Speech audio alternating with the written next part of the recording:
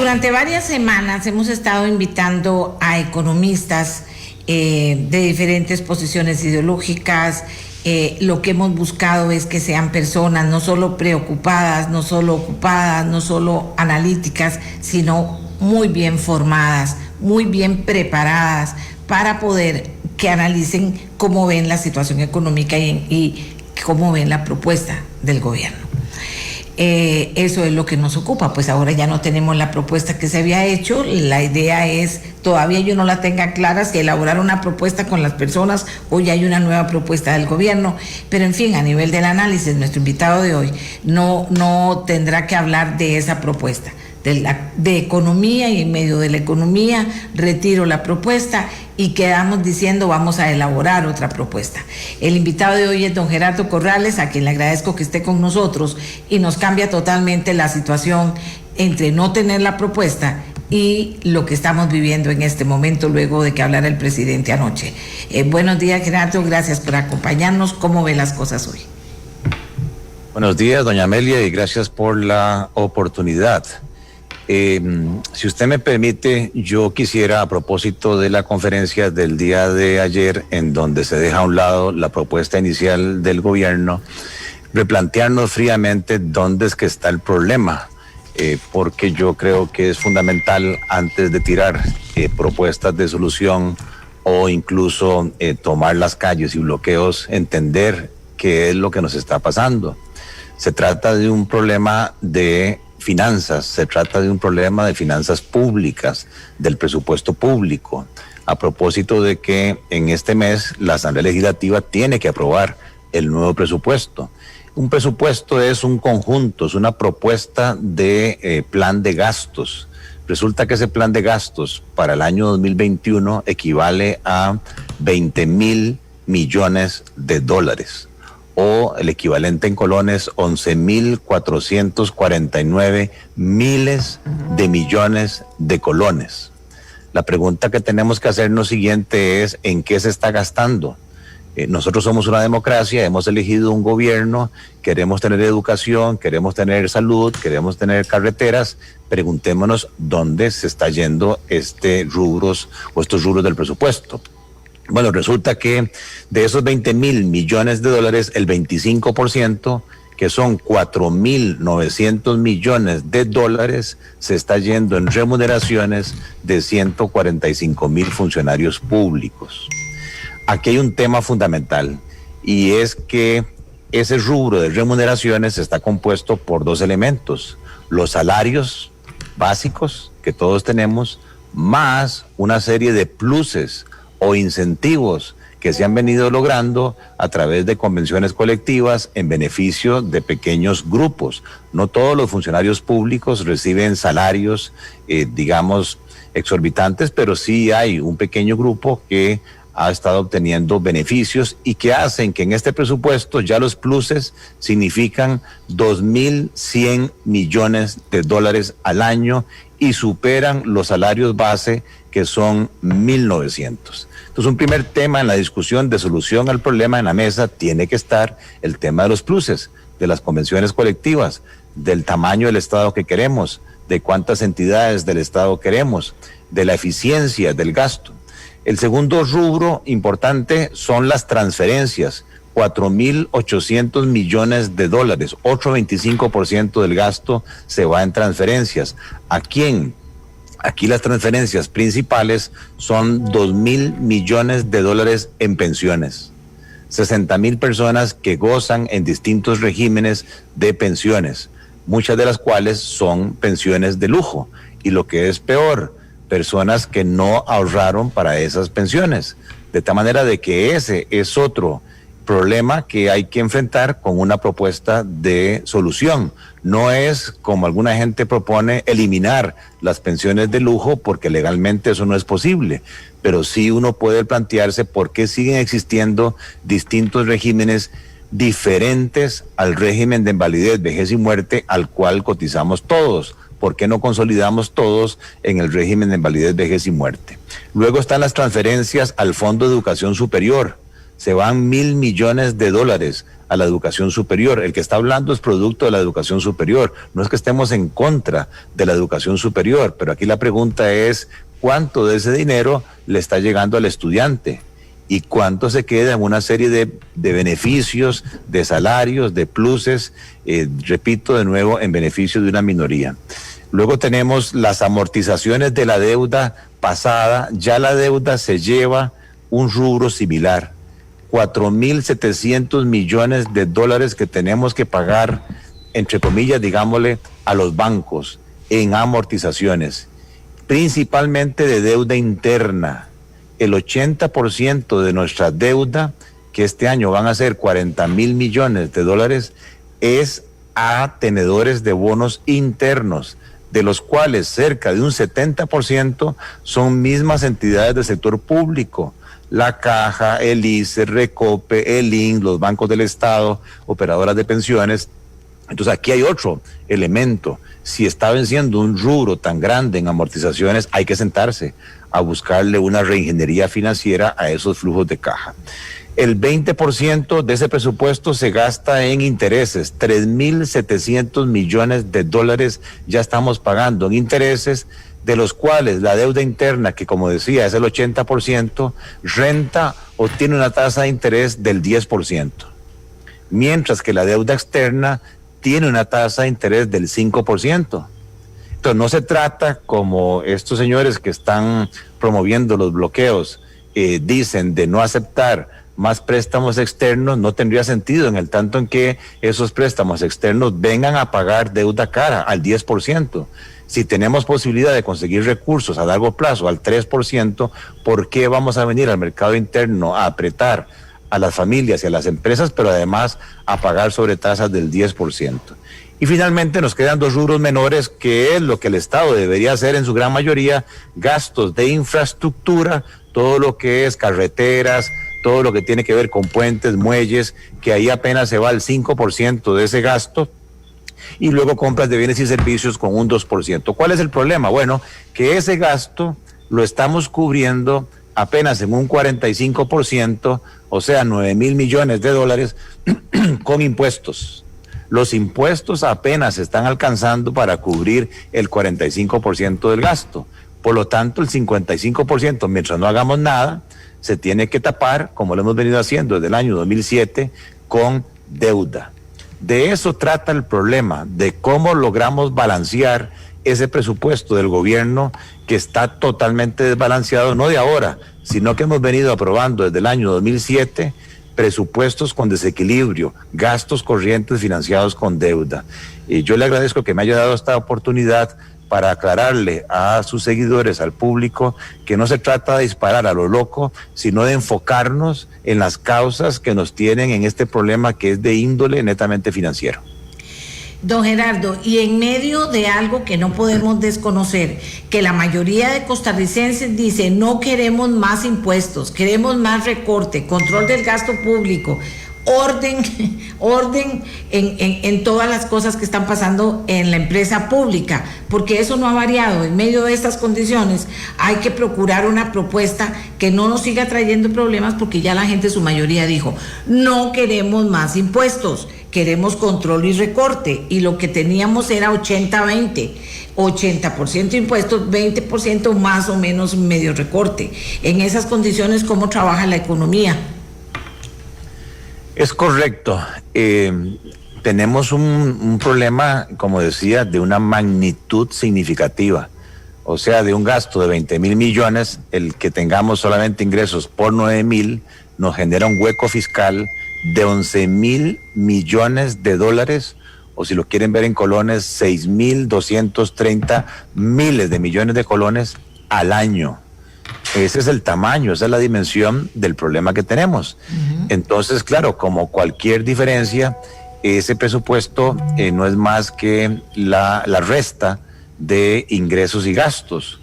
O usted me reduce los gastos, o usted me sube los ingresos, o usted busca quién lo va a financiar, o usted hace crecer la producción, porque al crecer la producción hay más ingresos, hay más recaudación, que es lo que llamamos la reactivación económica, o usted ve a ver qué vende para que me amortice la deuda. Ajá. Porque si no, lo declaro en default. ¿Qué significa default? Que hay un incumplimiento del gobierno, una incapacidad de pagos, que es mi preocupación. Todos estamos hablando del 2021, pero nos quedan, doña Amelia, prácticamente 3 meses para cerrar este año 2020. Y financieramente el gobierno todavía no lo ha cerrado. Recuerde de que el cierre venía con una serie de préstamos externos que están haciendo fila en la Asamblea Legislativa. Y si el Ministerio de Hacienda no tiene liquidez, ¿qué va a pasar? Hay que hablar transparentemente. No paga salarios, no transfiere a las universidades, no transfiere a las pensiones, no puede comprar bienes y servicios, no le puede transferir a la Caja del Seguro Social, incumple el pago de amortizaciones y de intereses de títulos internos y externos, y en ese momento se nos cierran las llaves de financiamiento, se genera un nerviosismo total. No hay nada más nervioso que un dólar.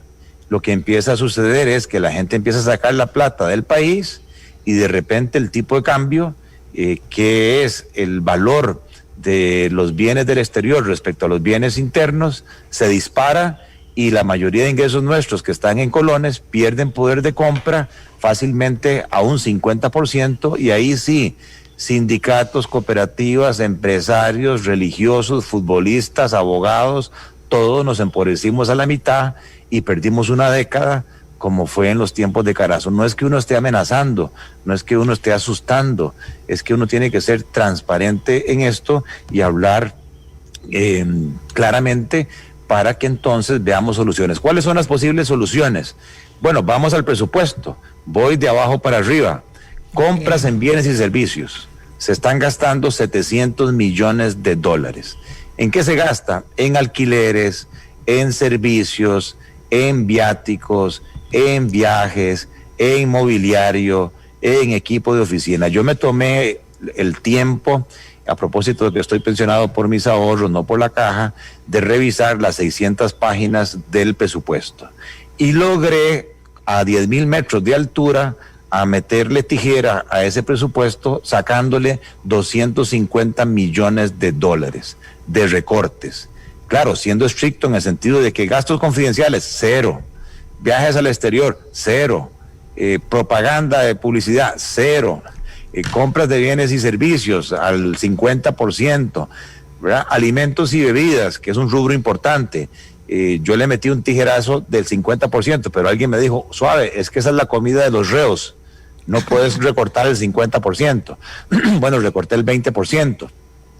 Ahí hay una alternativa, pero que no hay mucha cancha, no hay mucho espacio para recortar más allá de esa suma, que sí es importante porque nos podría eliminar dentro de la propuesta del 80% de impuestos algunos rubros de impuestos. El siguiente rubro que sigue son 950 millones de dólares que se están presupuestando para gastos de capital.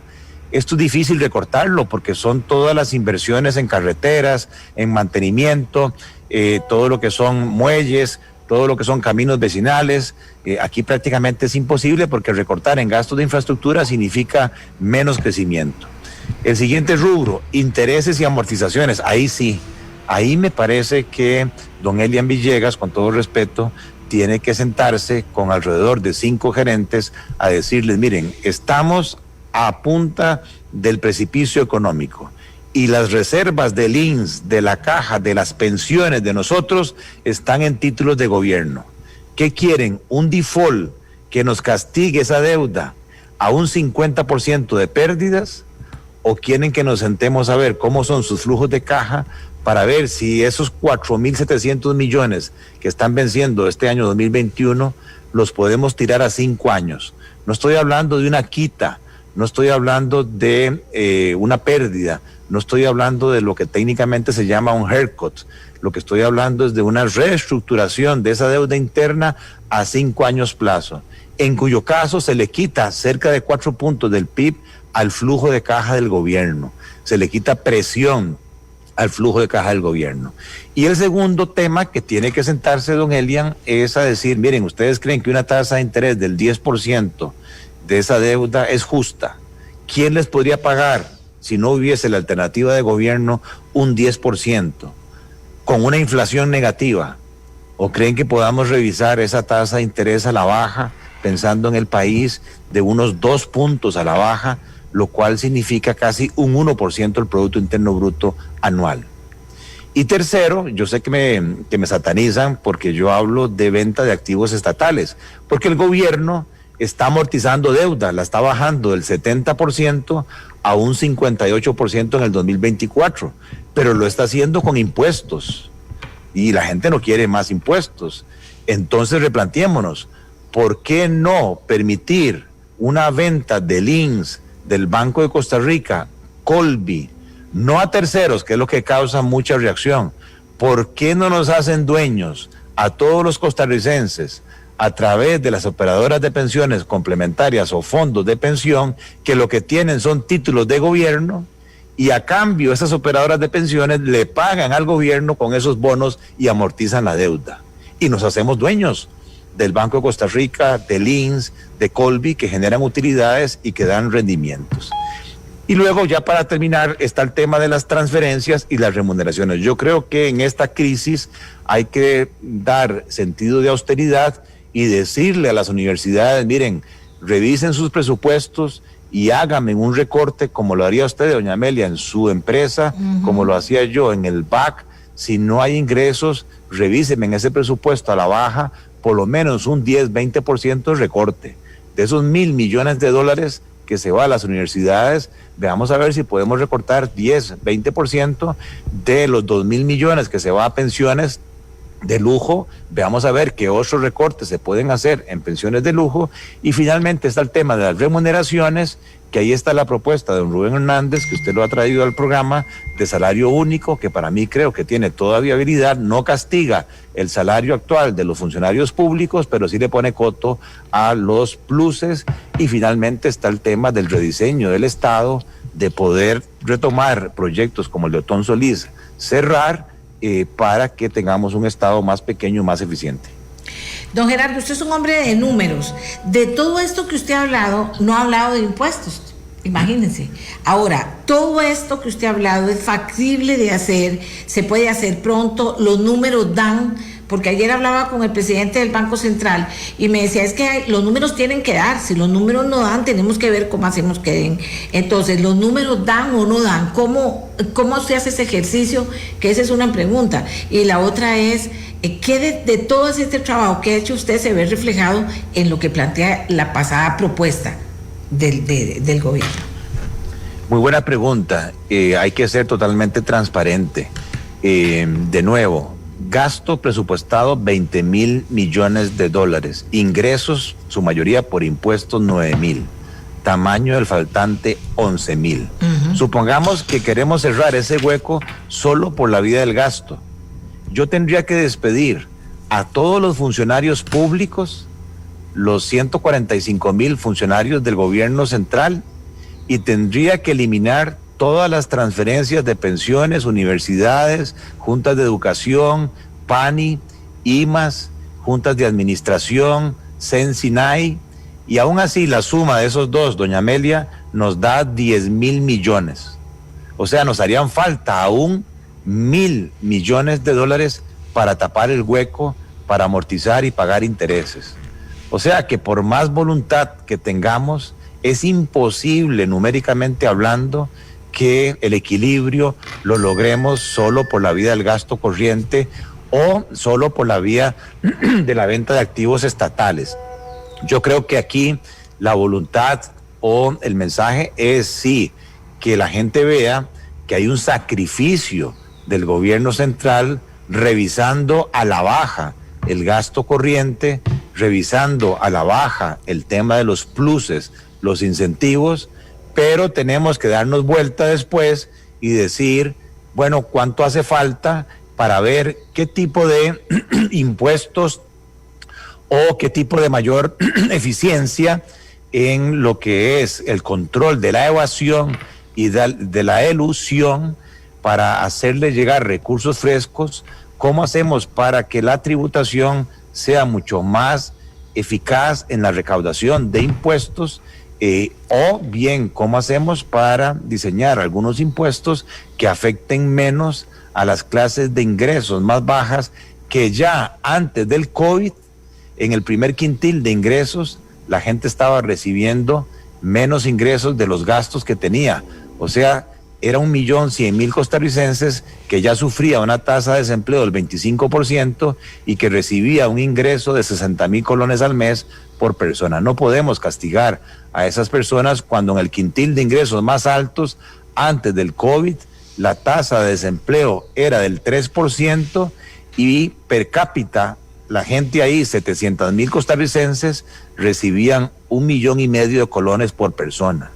O sea, ahí hay inequidad y por lo tanto deberíamos pensar en unos impuestos progresivos que afecten más a esos quintiles de ingresos altos y no a las personas de ingresos bajos. Vamos a ver, ese 80-20, digamos, se puede tocar significativamente para que varíe en relación a eso que dice usted: toquemos la empresa pública, ordenemos la empresa pública, movamos el tema de la empresa pública, pero tenemos que salvar algunos impuestos porque la suma no da para ningún lado si no lo hacemos. Eso es lo que me está diciendo. 80-20, ¿cuánto puede cambiar eso desde ese estudio que usted ha hecho de las circunstancias actuales? Sí, señora, el mismo Fondo Monetario, en lo que se llama el Staff Report, que se publicó en abril, proponía un ajuste no tan violento, proponía un ajuste que nos llevara de un déficit del 4% del PIB de este año 2020 a un superávit en el 2024 de 2 puntos del PIB. O sea, un ajuste de 6 puntos del PIB en 4 años, no como el gobierno propuso un ajuste de 6 puntos del PIB en un año, no, en 4 años. Y la propuesta del Fondo Monetario era dividida la mitad en impuestos, la mitad en recorte de gastos. El Fondo Monetario hablaba de recorte de transferencias. El Fondo Monetario hablaba de congelamiento de salarios, de eliminación de anualidades, de eficiencia en las compras de gobierno, de venta de activos estatales adicionales a ese 6%. El fondo proponía 2 puntos del Producto Interno Bruto. Entonces yo creo que desde el punto de vista de impuestos, que son odiosos, por eso se llaman impuestos, no se llaman voluntarios. Desde los tiempos bíblicos son odiosos. El mismo Señor odiaba el tema de los impuestos, darle a César lo que es del César y a Dios lo que es de Dios. Entonces yo creo que en impuestos hay 2 vías, sinceramente. Es el IVA o es el impuesto a las transacciones financieras. Hay que ser totalmente transparente. Del punto de vista del IVA, aquí tenemos 2 alternativas. Es decir, bueno, mantenemos la tasa del 13% o la subimos al 16% y quitamos todas las exoneraciones, incluyendo la canasta básica, porque la mayoría de la canasta básica, seamos transparentes, la consumen los quintiles de ingresos más altos. Mentiras que la mayoría de la canasta básica la consume la gente más pobre. El 80% lo consumen los ricos. Cobremos el 16% del IVA a toda la canasta básica y ahora sí, que el gobierno le devuelva ese 16% a los 4 deciles de ingresos más bajos, o que le compense a esos deciles más bajos para que no se vean afectados sus ingresos o sus gastos con un castigo del IVA. Esa es la alternativa que ya se aplicó en México, que se aplicó en Brasil, que se aplicó en Colombia. ¿Con buenos resultados? Con buenos resultados, incluso de la mano del BID. Don Alberto Barriés, que es el experto economista del BID, es quien ha diseñado este tema y nosotros tenemos una gran ventaja porque la bancarización de Costa Rica es mucho mayor y con el tema ahora del bono proteger se logra distinguir a quién hay que mandarle la devolución del IVA. Pero parece ser que políticamente, que nuestros políticos no quieren tocar el tema del IVA. Entonces me voy al tema de la tasa Tobin, del impuesto a las transacciones financieras. Vamos a ver, ese impuesto les está generando en los números de gobierno 3 puntos del PIB. Es violento ese ajuste. ¿Por qué es violento? Porque el mismo don Elian dice que equivale a que como el IVA se hubiese subido del 13 al 20%. Entonces yo les digo, ¿por qué tanta gula? Si lo que estábamos hablando es de un IVA del 13 al 16, calculemos la tasa Tobin no del 13 al 20, sino del 13 al 16. El número que a mí me da entonces ya no es 0.3, ¿verdad? del monto transado, sino que me da 0.12. Ahí hay una rebaja muy importante en la tasa del impuesto a las transacciones financieras. Y el segundo ajuste que hay que hacer, el año pasado hubo en el país 750 millones de transacciones financieras. ¿Cuáles? 300 millones fueron pagos con tarjetas de débito. Usted sabe que en mis tiempos yo promovía mucho la roja de los ticos, sí, porque la gente se educó a pagar no con efectivo, sino a pagar con plásticos, con tarjetas de débito. Ahí hay 300 millones de transacciones. Luego hay cerca de 200 millones de retiros en cajeros automáticos, que son los salarios que la gente retira en los cajeros automáticos. Luego hay 150 millones de transacciones en pagos con tarjetas de crédito. Y finalmente, en esta pandemia, el Simpe Móvil se ha vuelto muy popular y hay 5 millones de transacciones con Simpe Móvil. A eso agréguele, digamos, los pagos de nómina que hacen los patronos, pagos de salarios que hacen los patronos. Bueno, quite todas esas transacciones, decrételas exentas, no se les va a aplicar el impuesto a las transacciones financieras. ¿Sabe cuánto se cae la recaudación de ese impuesto por eliminar ese mayor número de transacciones? Apenas 6 puntos de lo que piensan recaudar. Del 100% perderían 6 puntos. Me parece que eso es totalmente viable y que le quitaría mucho ruido a la gente de esta afectación del impuesto a las transacciones financieras, y que se quedaría un impuesto que afecta mayormente a los movimientos bursátiles, a los movimientos financieros, pero que seamos transparentes. La mayoría de la gente que transa en bolsa, la mayoría de la gente que transa a nivel financiero, son gente de perfil de ingresos altos. Y entonces es un impuesto progresivo y le permite al gobierno recaudar bastante dinero para poder bajar las cargas sociales 5 puntos, reactivar la economía y para poder mantener los programas sociales. Por esa razón, aunque yo venga al sector financiero, me inclino por un impuesto a las transacciones financieras corregido, ajustado en los dos elementos que he dicho, que por el tema del IVA, que es más difícil y que es más regresivo. Ok, entonces nos quedaríamos con solo un impuesto, digamos que digan, no podemos, pero sí tenemos que dejar un impuesto. Usted se inclinaría por esta de las transferencias. Yo se lo planteaba ayer al señor del Banco Central y él me decía, sí, pero no es suficiente. Pero digamos, si habría que quedarse solo con un impuesto, es posible, don Gerardo, y mover las otras cosas que usted ya nos ha dicho y que las estudió y que las tiene claras, para que fuera entonces un balance o algo más en contra de los impuestos y a favor de ir resolviendo los graves problemas que tenemos en la empresa pública. Bueno, a mí me parece que aún así hay que pensar incrementalmente en algunos elementos adicionales. Vamos a ver, el ajuste hasta el momento de la pandemia se lo está llevando el sector privado. Seamos transparentes. Antes de la pandemia habían 300,000 personas sin empleo. De repente, con la pandemia, ese número sube a 570,000 personas. O sea, hay 270,000 personas del sector privado, porque nadie del sector público ha sido despedido. Es el sector privado quien está sufriendo el desempleo y el subempleo, que son las reducciones de jornadas laborales. Hay personas del sector privado que se les ha rebajado el salario un 40% en el sector turístico, un 30% en comercio, un 25% en transporte. Estos números están en la página de la Caja del Seguro Social. Entonces, no es justo que la casta que llamo yo, bendecida del sector público, de los quintiles 4 y 5, no sea solidaria y no contribuya con algún aporte transitorio a esta situación, que es el impuesto que se estaba hablando de una sobretasa a los salarios, pero yo no trabajaría con salarios de 840,000 colones hacia arriba, sino que yo subiría ese piso a por lo menos 2,100,000 colones hacia arriba. Porque ahí empezamos a tocar a la gente de los perfiles de ingreso altos en una situación de crisis solidaria, con 570,000 costarricenses, multiplicado eso por 3 miembros por familia, estamos hablando casi de 2 millones de costarricenses que no tienen ingresos, y hay que ser solidarios. El otro que hay que agregarle son las exoneraciones. Yo estoy de acuerdo con la propuesta que se hizo, que no se vale que una serie de cooperativas que compiten abiertamente con el sector comercial estén exentas.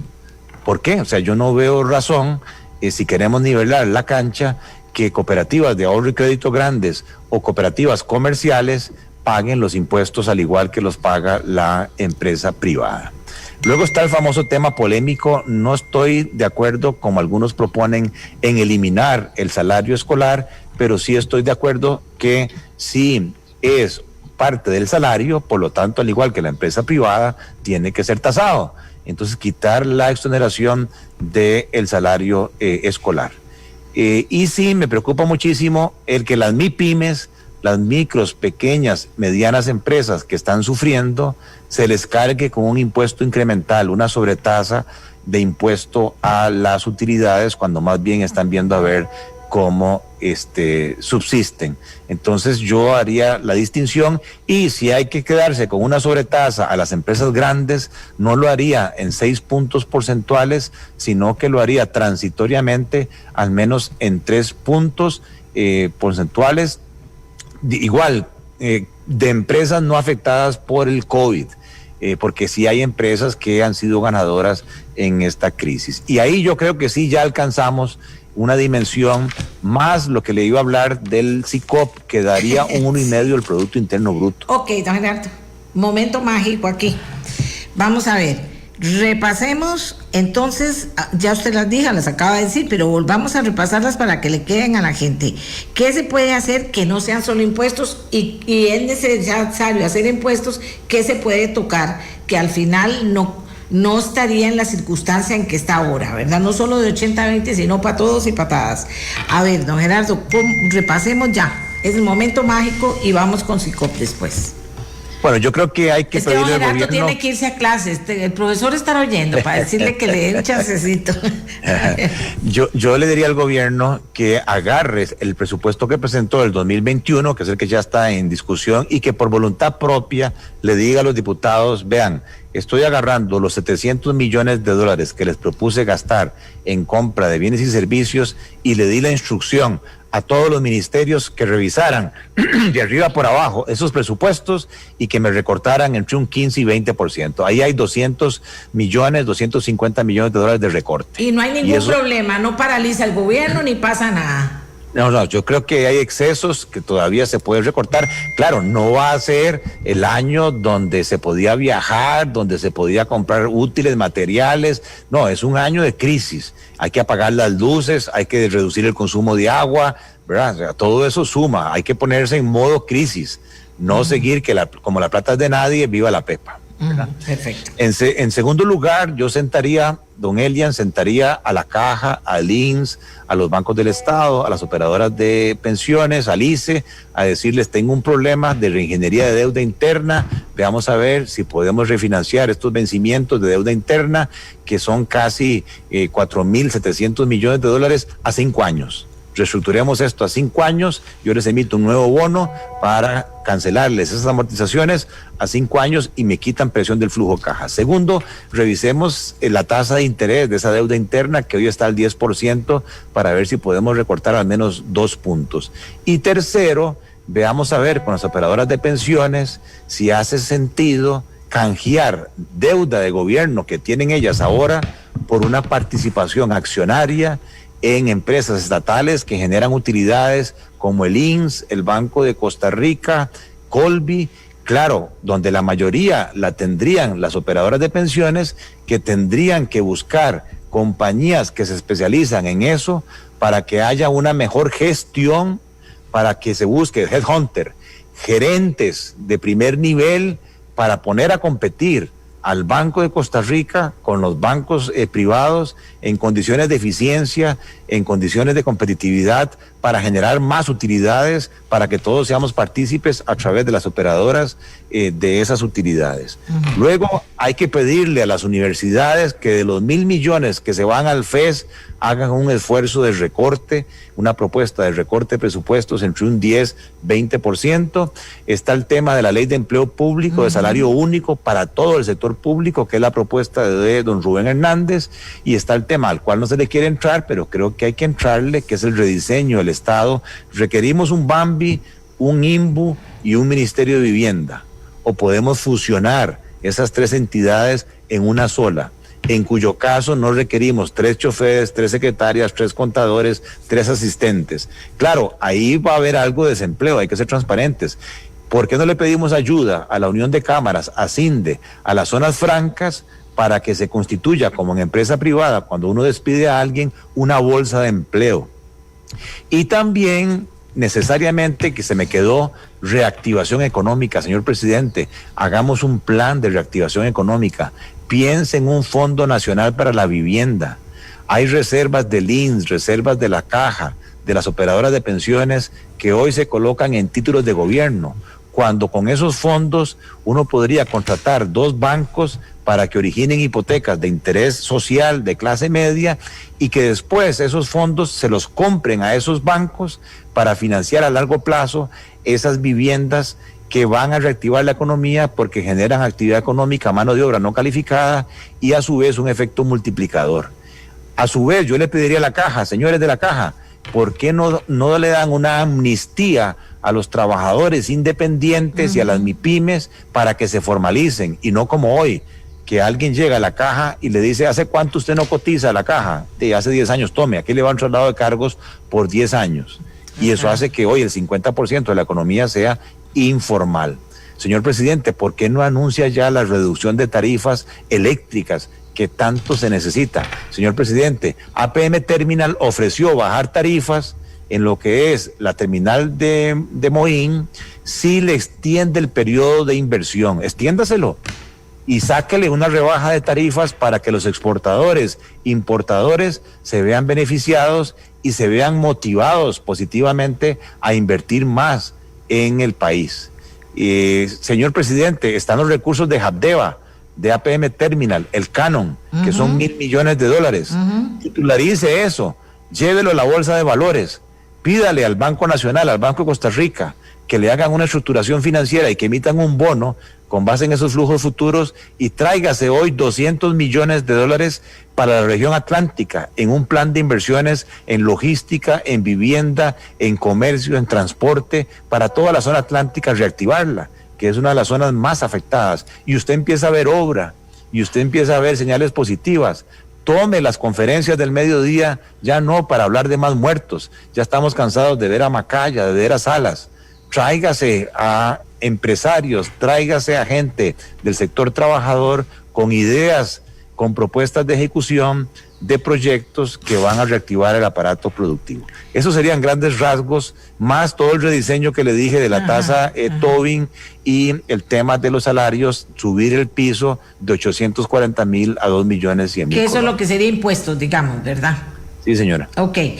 ¿Usted ve posible que el gobierno oriente sus acciones en la dirección que usted propone, don Gerardo, antes de que toquemos ICOP? ¿Usted ve posible esto? Vea todo usted lo que hizo. Cuando usted dice que vio todas las páginas del presupuesto, le creo. Que hizo números, le creo. ¿Eso se va a perder? ¿O eso ya se entregó al gobierno? ¿O el gobierno lo llamó a que diga: mire, Gerardo, venga, usted que sí lo vio página por página, hizo números, siendo muy bueno en los números, ¿cómo logramos hacerlo? Porque a donde se oye muy grande, pero usted, para que lo diga, quiere decir que lo ve posible. Yo creo que sí. De hecho, don Elian Villegas tuvo la gentileza de invitar a un grupo, a don Adrián Torrealba, al señor José Luis Arce, y también estuvo Alan Saborío, en donde cada uno de nosotros les puso nuestras ideas. Yo particularmente le entregué mis propuestas a don Elian, lo vi muy abierto, lo vi tomando nota, lo conozco. Me parece que él iba a valorar todas estas alternativas. Entiendo que después el presidente también, junto con Elian, se reunió con otros economistas. Hay otro grupo de gentes como don Denis Meléndez, el mismo Fernando Naranjo, que usted lo tuvo en su programa, el mismo Luis Mesalles, los economistas de la UNA, o sea, varias gente que ha dado muchas propuestas, las cámaras. Yo creo que es una cuestión ahora de sentarse y ordenar, porque ideas hay. El tema es hacer los números para que la propuesta sea más balanceada. Vamos a ver, SICOP, don Gerardo, SICOP. Eso que es tan importante para mí poderlo tener claro, y vamos a seguir trabajando un poquito con el tema en el programa. El SICOP es el sistema de automatización de las compras y contrataciones públicas. En el año 2016 se emitió una ley que obligaba a todas las entidades del sector público a dejar de hacer compras por escrito, compras manuales, y subir todo a nivel electrónico. ¿Por qué? Los que hemos estado en empresa privada sabemos que el departamento de proveeduría, el departamento de compras, lamentablemente, si no es transparente, se puede prestar para favoritismos, se puede prestar para corrupción, se puede prestar para que algunos vivillos traten de comprar el favor de ese jefe de compras para que le adjudique licitaciones. Y cuando estamos hablando no de millones, de miles de millones de colones, un 1% puede ser una gran diferencia. El problema fue que esa ley se originó sin dientes. No le pasa nada a la entidad pública que decida entonces no meterse al SICOP y continuar con sus procesos de compra manuales. Y esa lamentablemente es la situación actual. De hecho, en el último informe económico de la OCDE sobre Costa Rica, se saca este tema en el Staff Report del Fondo Monetario, también el Banco Mundial, también, y la Contraloría hizo un excelente trabajo en donde recomienda a los diputados modificar totalmente la ley de contratación administrativa. Y yo entiendo de parte de la diputada Ana Lucía Delgado y doña Silvia Hernández que están a punto ya de emitir esa ley. Están en mociones que llaman 137, en donde sí obligaría a todo el sector público a hacer compras de manera automatizada, de manera que si alguien se quiere salir y regresar a las compras manuales, esos procesos de licitación son nulos, no serían válidos.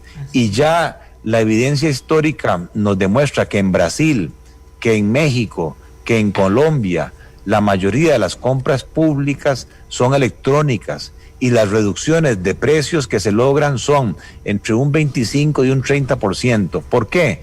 Porque el SICOP tiene dos herramientas: subastas a la baja. Esto es, de manera electrónica se invita a proveedores locales e internacionales que coticen servicios, equipo de oficina, maquinaria, equipo, mobiliario, a la baja. O sea, yo le voy a adjudicar la licitación al mejor postor, quien ofrezca menos. Y en segundo término, que es lógico lo que voy a decir, pero que no se hace, usted cuando tiene varias empresas, en mi caso, digamos, cuando yo estaba en el BAC, había un puesto de bolsa, una sociedad de fondos, un banco, una compañía de leasing, una operadora de pensiones, y resulta que cada una compraba material de oficina, licitaba independientemente. No tiene sentido. Use el músculo del grupo. Empecemos a comprar por volumen. Cuando uno centraliza y compra por volumen, logra obtener descuentos. Eso es lo que se llama convenios, para que las entidades del sector público se coordinen y se hagan compras en bloque para lograr que los proveedores nos den mejores cotizaciones. ¿Cómo es posible que a estas alturas la Caja Costarricense, el Seguro Social y la Universidad Nacional, que tienen presupuestos millonarios, estén fuera del SICOP? No hay razón. Si estamos en una situación donde, decía mi abuela, la necesidad tiene cara de caballo, no se vale promover ineficiencias, no se vale seguir a pie cuando la cuarta revolución industrial nos pone herramientas digitales que permiten trazabilidad, que permiten descuentos, eficiencias, y eso se trata del SICOP. Ahora lo que hay que hacer es que los señores diputados aprueben esa ley para que a principios del 2021 todo el mundo se meta en el SICOP. Don Gerardo, a esta altura hay mucha gente que sigue diciendo no queremos más impuestos, no queremos negociar con el Fondo Monetario Internacional, seguimos con los bloqueos están afectando la economía. Muchas personas pensamos, yo diría que la mayoría, no más impuestos, a menos que nos convenzan que 1,5 es necesario, pero toda otra estructuración que genere confianza. y generar confianza en este momento es muy difícil, y negociar más todavía, y negociar abierto con un grupo que todo el mundo llegue y opine peor. ¿Cuál sería el camino? Como usted ya lo hizo con empresa enorme, ¿cuál sería el camino para que esto tenga sentido, don Gerardo, y no se pierda el tiempo y no sea nada más hablar y no hacer nada? A ver, hay que ser de nuevo transparentes. Yo podría decir no al Fondo Monetario, no a los capitalistas, gringos, go home, etcétera, etcétera. ¿Cuáles son las alternativas? Bueno, de nuevo, tengan en mente este movimiento de bloqueos, el tamaño del hueco, 11,000 millones de dólares. Señores, pongan en la mesa de dónde van a sacar 11,000 millones de dólares. Mire, es que en el mercado interno hay plata. Mentiras. Nuestros ahorros, lo que se llama la riqueza financiera del sector privado, son 40,000 millones de dólares. Plata que ya está prestada. Esa plata está depositada en los bancos o está prestada al gobierno. ¿Cuánto crece eso por año? Más o menos un 5%. O sea que plata fresca ahí hay 2,000 millones al año y requerimos 11,000. Entonces, si usted trae esa demanda de recursos por 11,000 millones a nuestro mercadito interno, ¿qué es lo que va a suceder, doña Amelia? La gente va a pelear esos recursos, el gobierno va a pagar intereses obscenos, las tasas se van a ir por las nubes, las tasas en colones y en dólares. ¿Y qué pasa? Que las gentes que hoy tienen deudas de su casa de habitación, de su carro, de sus tarjetas de crédito, y que están pagando tasas, digamos, del 8%, 9%, fácilmente se subirían las tasas al 18, al 20, al 21. Y entonces el problema, la factura se la pasamos a todo ese montón de deudores que ya de por sí están teniendo problemas de flujo de caja con la pandemia o están desempleados. Entonces, para mí, eso no es una solución. La otra solución es decir, no vayamos al fondo. Hay unas cosas que se llaman eurobonos. Emitamos bonos en el mercado internacional, claro. Vea, doña Amelia, las agencias calificadoras están revisando el riesgo país. ¿Y qué es lo que están viendo? Violencia, vandalismo, bloqueos, afectación del sector productivo, pérdidas de exportaciones, pérdidas de leche, pérdidas de productos agrícolas. Y entonces estamos a las puertas de ser parte de un selecto grupo de países. ¿Cuáles países? República del Congo, el Congo, Zimbabue, Zaire, Surinam, Belice. Todos esos países tienen una calificación de riesgo triple C.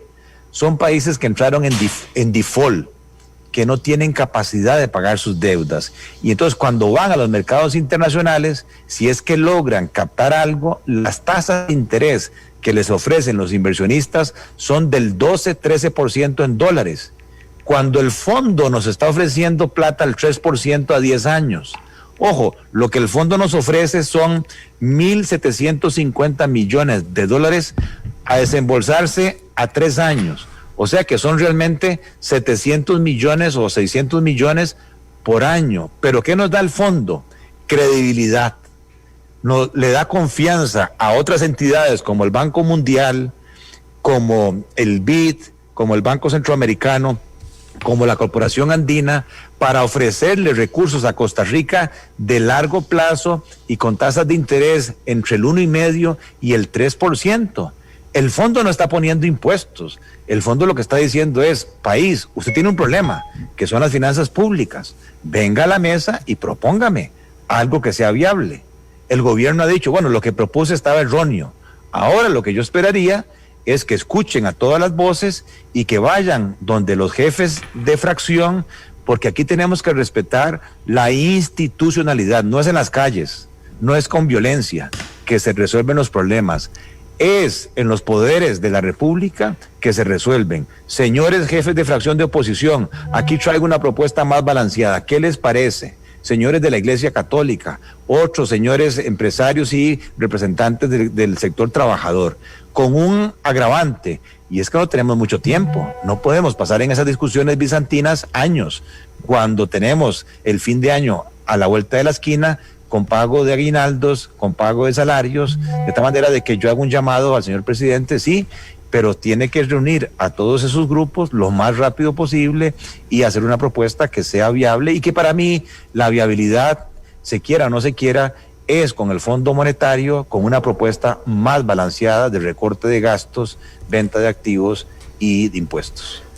Ok, don Gerardo, vamos a ver. Usted dice que se reúna con sectores, ya eso me preocupa a mí porque los sectores son diversos y cada uno tiene sus intereses. Eso tiene que ir con una propuesta ya sobre la mesa del gobierno, que a su vez debería elaborar esa propuesta con voces muy preparadas, que hayan hecho estudio y que le puedan permitir llegar con autoridad a una mesa a decirles esto es lo que hay, a menos que ustedes me den otra cosa que se puede hacer.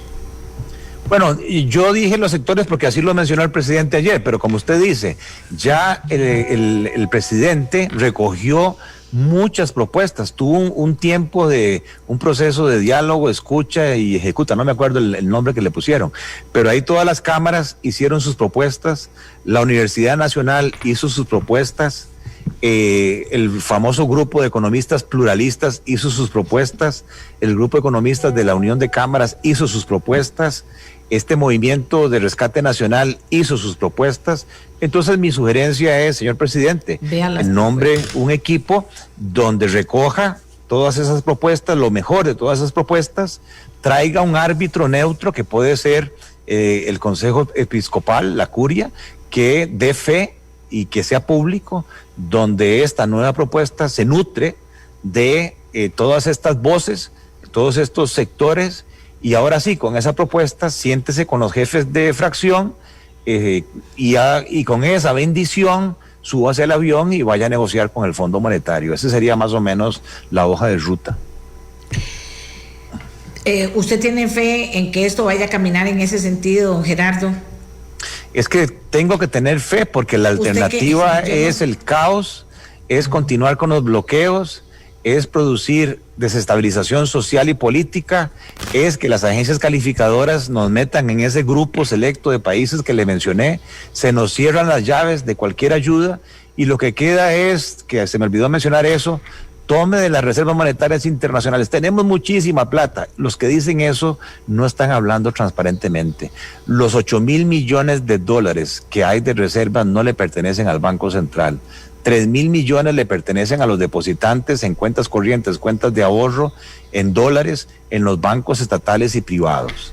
Más o menos 1,000 millones son depósitos del gobierno, que son préstamos del exterior mientras se gastan.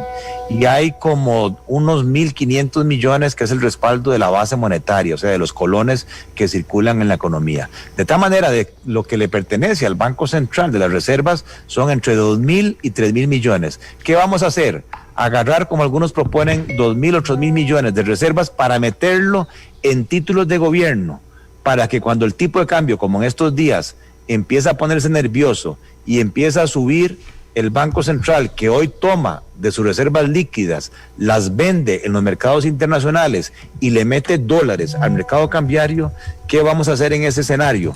De lo que tendría el Banco Central son títulos del gobierno de Costa Rica, de una categoría de riesgo alta, que nadie se los compra, no podría contener el tipo de cambio se dispara y todas las familias y empresas que tienen deudas en dólares sin ser generadores entran en una condición de crisis. No es esa la vía, me parece a mí, para solucionar el problema fiscal que tenemos. Otra pregunta, don Gerardo. ¿Usted no cree que ese tipo de negociación tan seria, tan importante, la elaboración de una propuesta tan importante en este momento para todo el país, debería reforzarse con gente la más preparada del país? Y cuando hablo de más preparada, no es la que va a llegar a pelear una posición, sino la que va a poner su inteligencia, su expertise, su conocimiento, sus estudios para lograr algo que calce, tomando en cuenta la situación de Costa Rica, lo que necesita, y un pueblo que dice no quiero más impuestos, y un control de gastos necesario y una reforma del Estado también. Totalmente de acuerdo, doña Amelia, ya no es una cuestión del color rojo y amarillo, del color rojo y azul, del color verde y blanco, hablemos del color morado y blanco o azul y blanco para meterle el fútbol. Ahora es una cuestión nacional, es una cuestión de la roja de los ticos. Y entonces, si en Costa Rica hay recurso valioso, que lo hay de sobra, tenemos gente muy valiosa en el INCAE, tenemos gente muy valiosa en las universidades, tenemos gente muy valiosa en el sector empresarial, tenemos gente muy valiosa en el sector solidarista, nos cojamos lo mejor de esos recursos con independencia de sus ideologías para rescatar el país. Yo creo que todavía podemos en vez de tomar una opción de ir a la violencia, de ir a matarnos entre nosotros mismos, ciudadanos costarricenses, no nos luce costarricenses a nosotros estar dando este ejemplo al resto del mundo cuando hemos sido un ejemplo de paz, cuando hemos sido un ejemplo de libertad, cuando hemos sido un ejemplo de democracia, de tal manera que yo hago un llamado a todos los costarricenses para que nos unamos y que efectivamente ojalá tenga el presidente esa visión para hoy mismo convocar a esa mesa de negociación de gente capacitada para que en el corto plazo pongamos algo más razonable en la mesa de negociación. Muchísimas gracias a don Gerardo Corrales, economista. Pues ya usted lo oyó y ya vio también el trabajo que respalda lo que ha hecho. El presupuesto página por página y todas las demás cosas que vio. Eso es un respaldo, un hombre preparado también como otros que han estado aquí en el programa con sus propuestas. Él tiene que retirarse, por eso no seguimos conversando con él. Volveremos a hacerlo en el momento oportuno, como fue oportunísimo el momento de hoy. Gracias, don Gerardo.